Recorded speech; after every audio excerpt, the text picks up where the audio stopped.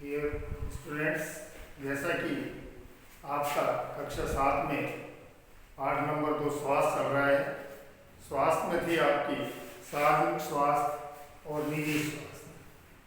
ये आपका टॉपिक है, सार्वजनिक स्वास्थ्य और निजी स्वास्थ्य।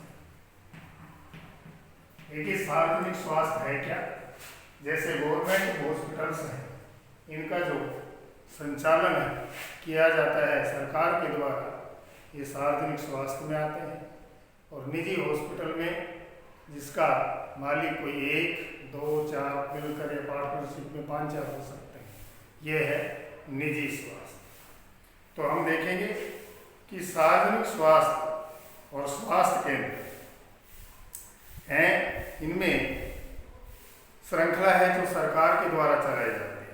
ये केंद्र अस्पताल के माध्यम से हैं, जिसमें सभी बीमारियां साधारण से लेकर के एक विशेष देखभाल की जरूरत होनी चाहिए, जहाँ इलाज प्रदान किया जाता है। ग्राम स्तर पर देखें तो एक स्वास्थ्य केंद्र होता है, जहाँ प्राय एक नर्स और एक ग्राम स्वास्थ्य सेवक रहता है। इन्हीं स्वास्थ्य बीमारियों के इलाज के लिए इस नर्स और स्वास्थ्य जो कर्मचारी है, इनको प्रशिक्षण यानी ट्रेनिंग दी जाती है। और वे प्राथमिक स्तर के डॉक्टर हैं जो वह इनकी देखरेख में कार्य करते हैं, जो जिला स्तर पर होते हैं। और बड़े शहरों में कई सरकारी अस्पताल होते हैं, जैसे वह जिसमें कि उसको ले जाया गया मन को, वैसे ही विशेष सरकार एक अस्पताल है जिसका जिक्र अपन सरकारी अस्पताल का जिक्र हाकिम सेठ की कहानी में हुआ था। इन सब स्वास्थ्य केंद्रों को अपन सार्वजनिक स्वास्थ्य केंद्र कहते हैं।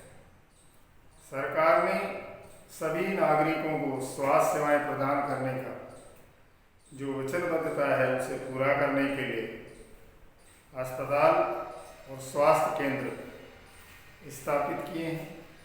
इन सेवाओं को चलाने के लिए धन यानी पैसे की आवश्यकता होती है, जो लोग सरकार को एक टैक्स के रूप में देते हैं, और जो पब्लिक जो टैक्स देती है, इन टैक्स के माध्यम से ही इन सेवाओं का संचालन किया जाता है।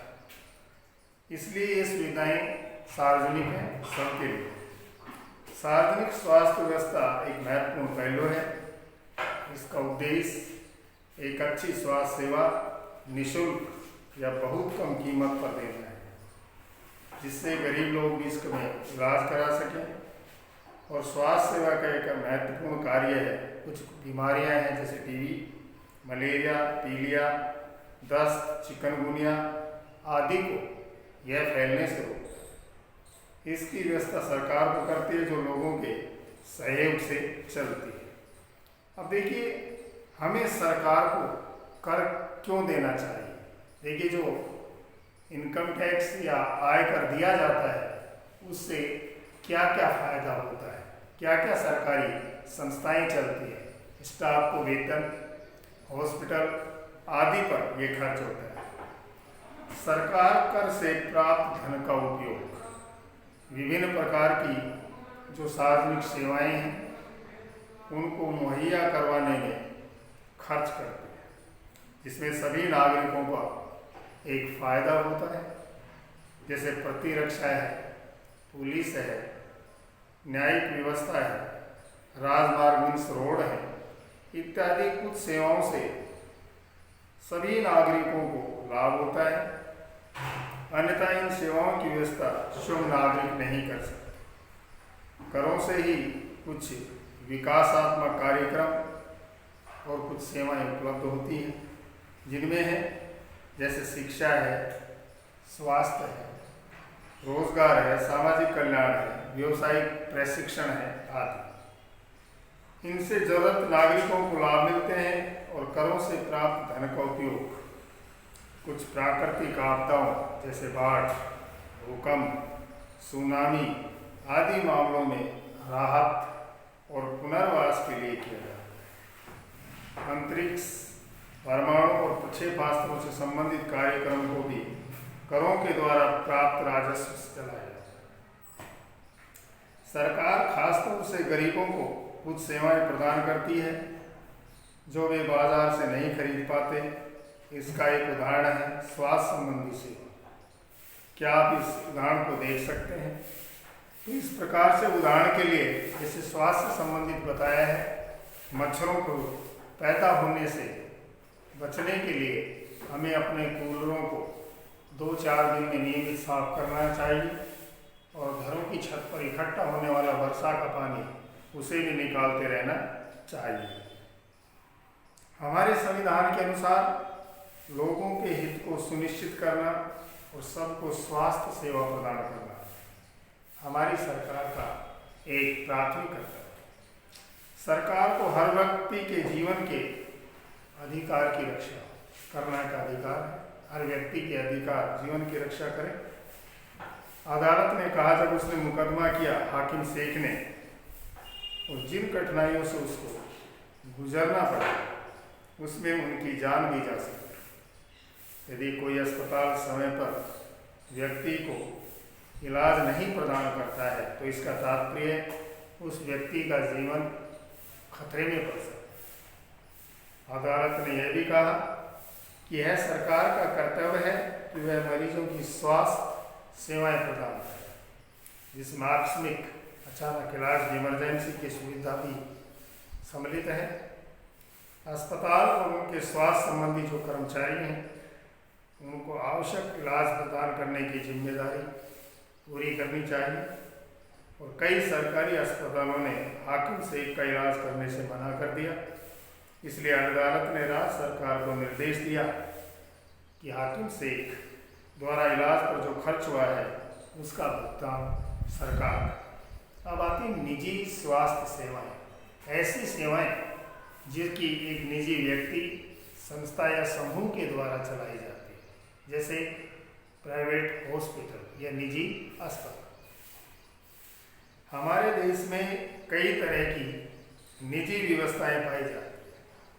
बड़ी संख्या में डॉक्टर अपने निजी हॉस्पिटल खोलते हैं या चलाते हैं और ग्रामीण क्षेत्र में पंजीकृत चिकित्सा व्यवसायी RMP देखना बेटा, इसकी फुल फॉर्म RMP, इसकी फुल फॉर्म होती है पंजीकृत चिकित्सा व्यवसायी।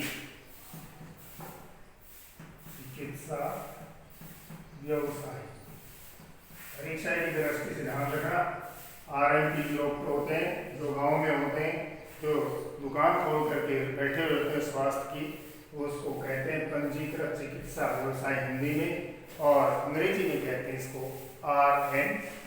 डॉक्टर मिल जाते हैं और शहरी क्षेत्रों में बड़ी संख्या में डॉक्टर होते हैं जिनमें से बहुत से विशेषज्ञ की सेवाएं प्रदान करते हैं।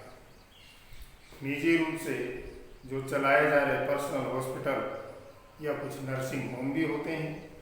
काफ़ी संख्या में लेबोरेटरी होती है, प्रयोगशालाएं होती हैं जो जांच का कार्य करती है। ब्लड, शुगर, हार्ट, BP आदि जो परीक्षण करती है। विशेष सुविधाएं के पास होती हैं जैसे एक्सरे, अल्ट्रासाउंड आदि। ऐसी कुछ दुकानें भी होती हैं जो ये अपनी स्वयं की दवाइयाँ उन दुकानों पर बेचते हैं।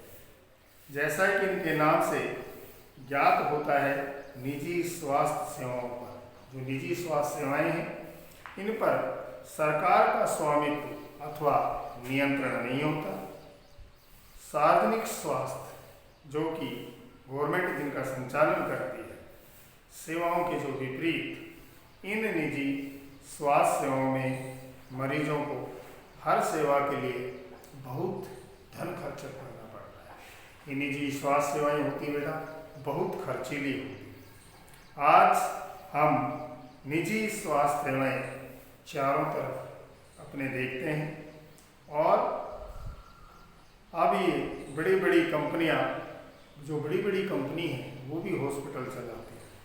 कुछ कंपनियां दवाइयों को बनाती हैं, बाजार में बेचती हैं, उनका निर्यात करती हैं और शहरों के कोने कोने में दवाइयों की दुकानें देखी जा सकती है। और जो सिटी है, शहर है, उसके हर कोने में आपको दवाइयों की दुकान देखी जा सकती है। आज के लिए ही बच्चा, आज के लिए इतना ही, कल फिर आगे। धन्यवाद।